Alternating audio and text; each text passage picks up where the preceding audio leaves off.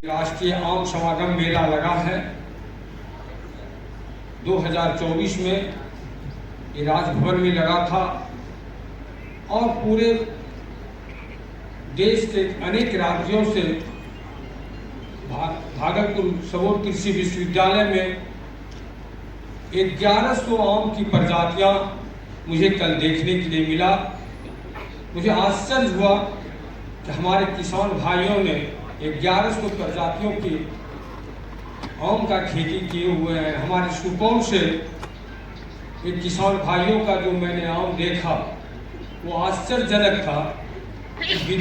विदेश के आम को भी अपने सरजमीन पर उगा रहे हैं और सुपौल की धरती पर। ये बहुत उनके लिए, मेरे लिए सौभाग्य की बात है। मैं इन्हें धन्यवाद देता हूँ ऐसे किसान भाइयों को जो कि अनेक तरह का अन्न इस तरह का अपने यहाँ उपज कर रहे हैं। और एक सबसे बड़ी बातें हैं, उड़ीसा के आइसक्रीम मैंगो जो था वो तो और आश्चर्य की बात है कि एक आम को जब पकने के बाद हम फ्रिज में रखते हैं, पहले रखते थे तो वो लगता था कि 10-20 दिन में खराब हो जाएगा, लेकिन अब हम साल भर तक वो इस आम को रख सकते हैं और आम का स्वाद ले सकते हैं। मैं उसके ऐसे किसान भाइयों को बहुत धन्यवाद देता हूं।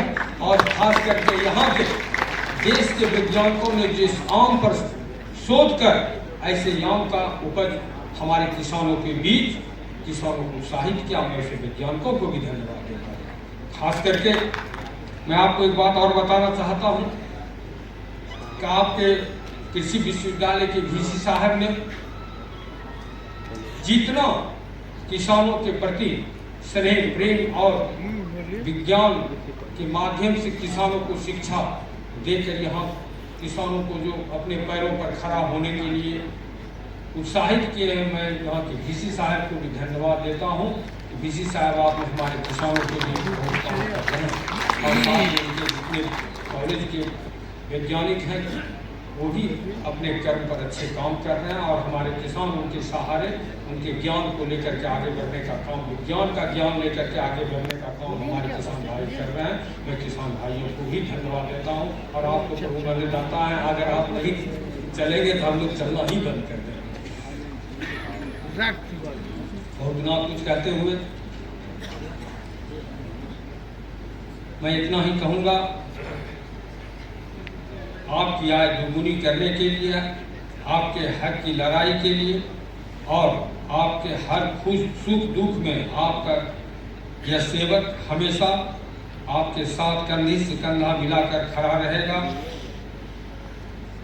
इस बार फिर महामहिम राज्यपाल महोदय का यहाँ आने का प्रोग्राम अचानक मौसम खराब होने के कारण हमारे भागलपुर अंगदेश की धरती पर उतरने से पहले वापस गए हैं।